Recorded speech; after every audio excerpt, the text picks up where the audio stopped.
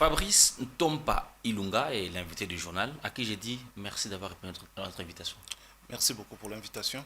Je dois rappeler que vous êtes entrepreneur et président d'une chambre des commerces en République démocratique du Congo, mais aussi au Canada, où vous faites presque le pont entre les deux pays. C'est bien ça. Donc, la Jeune Chambre du Congo-Kinshasa au Québec, dont j'assume la présidence. Donc, nous sommes dans l'accompagnement et l'encadrement de jeunes entrepreneurs et professionnels, principalement au Québec, de notre communauté, bien qu'il y a d'autres communautés qui se sont jointes à nous. Ici au Congo, depuis maintenant 3 ans, où est-ce que nous faisons la même chose avec la jeunesse congolaise. Et justement, vous êtes là pour préparer, n'est-ce pas, les avant-goûts, je peux dire, de la semaine canadienne. Et ma question est celle-ci. Oui. En quoi la semaine canadienne peut-elle être profitable aux entrepreneurs congolais? Bah, écoutez, nous faisons déplacer des entreprises canadiennes qui viennent en RDC pour nouer des partenariats avec des entreprises locales et pour faire des affaires et voir comment ils peuvent créer de la richesse autant pour les Canadiens que pour les entrepreneurs congolais. Donc, lorsqu'ils viennent ici, nous sommes en train de faire en sorte où est-ce que nous avons une présentation détaillée de chaque entreprise pour faciliter les mariages entre les entreprises. De sorte que lorsqu'ils viennent ici, il y a des rencontres qui sont prévues, des rencontres B2B, où est-ce que des sociétés canadiennes vont entrer en contact directement avec des entreprises locales ici pour voir dans quelle mesure ils peuvent collaborer ensemble. En tant que président de cette institution, vous rencontrez les jeunes dans vos discussions. Est-ce qu'ils vous disent-ils les difficultés auxquelles ils sont bités? J'ai envie de dire, est-ce qu'ils ont accès au financement?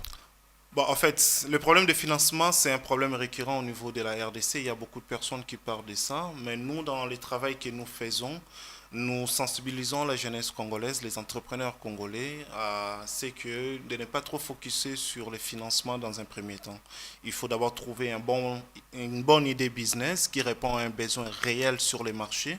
Et lorsque vous répondez à un besoin qui est réel sur les marchés, ben des investisseurs, des banques qui voient une opportunité à saisir dans votre business, ils n'auront aucune difficulté à venir et à financer votre activité. Donc, dans un premier temps, nous le disons, focussez-vous d'abord à trouver une bonne idée, travaillez sérieusement là-dessus et le financement vient par la suite, quoi. Est-ce qu'on peut dire aujourd'hui que votre structure est comme un incubateur entre les jeunes entrepreneurs qui n'ont pas d'expérience Oui. et un parcours dans l'avenir qui serait beaucoup plus prometteur? Bah, en fait, nous, ce que nous faisons, oui, nous organisons des séances de formation pour leur permettre d'acquérir de l'expérience dans ce qu'ils font, hein, de mûrir un peu leur idée business. Nous faisons des rencontres avec des autres entrepreneurs pour justement créer des mariages entre les entrepreneurs entre eux. Alors, en ce sens, oui, nous faisons ce travail-là de pouvoir accompagner l'entrepreneur à son épanouissement total. Et on est en train de discuter hors caméra. Oui. Revenir au pays avec une structure comme celle-ci, c'est pas Mm. toujours facile. Non. Comment faites-vous pour surmonter les difficultés? Bah, écoutez, c'est la vie propre même d'un entrepreneur. Vous savez, dans les choses que nous faisons, c'est nous voyons une opportunité de pouvoir avoir un impact dans la vie des gens. Nous avons mis énormément de temps à structurer notre chambre de commerce pour pouvoir avoir des résultats qui sont tangibles.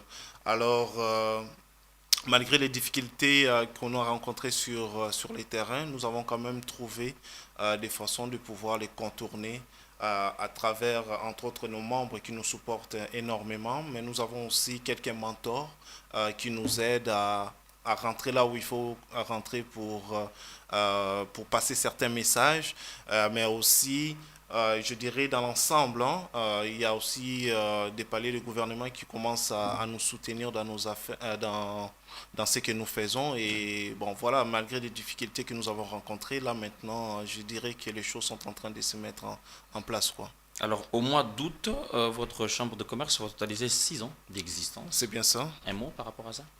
Ben, écoutez, ça a été un travail de longue haleine. Ça n'a pas été évident. Mais nous sommes contents du travail qui a été accompli ces dernières années. Nous avons formé énormément d'entrepreneurs, que ce soit au niveau du Québec, au niveau de la RDC. Et aujourd'hui, lorsque nous rencontrons des entrepreneurs pour qui nous avons eu un impact positif dans leur vie d'entrepreneur, ben, nous sommes contents du travail que nous avons fait jusqu'à présent, quoi.